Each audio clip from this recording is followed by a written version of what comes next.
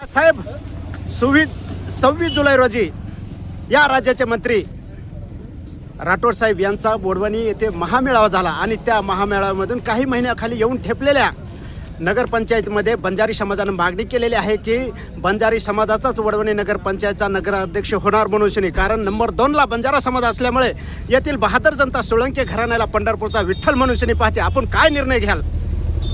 नाही, जो आत्ता काही मेळावा झाला, मंत्री महोदय या ठिकाणी आले. खरं तर जयंतीच्या निमित्ताने ते या ठिकाणी आले होते आणि समाजाची मागणी रास्त पण वाटते. समाज 2 नंबरला त्या ठिकाणी वडवणीमध्ये आहे आणि मला वाटतं राजकारणामध्ये उमेदवार देत असताना खरं तर लायबल उमेदवार कोण आहेत हे निश्चितपणाने आपण द्यायचा त्या ठिकाणी प्रयत्न करतो.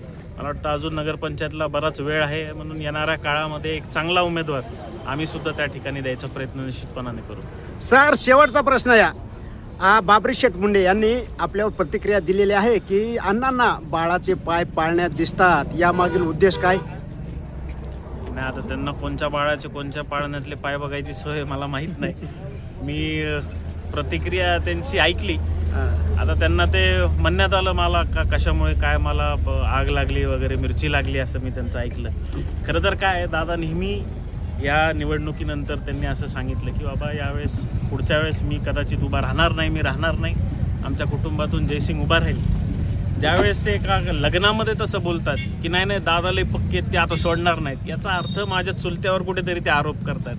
त्याच्यामुळे मिरची लागणं साहजिक आहे. माझ्या चुलत्याचे शब्द चुकीचे आहेत असं जर कोणी म्हणत असेल तर. बरं, राजेभाऊ अण्णाला अजून भरपूर काळ जायचा आहे, ह्यांचा जायचा आहे, अजून यायच्या आहेत निवडणुका.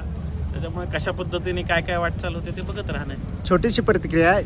ते मंत्री ताईसाहेबांना देखील जाऊन भेटतात की आम्हाला भाजपमध्ये घ्या म्हणून शिने, आणि ते राष्ट्रवादीकडून देखील नगराध्यक्षपद लढण्यासाठी वडवणी नगरपंचायतचे हाबूक टोकून उभा आहेत.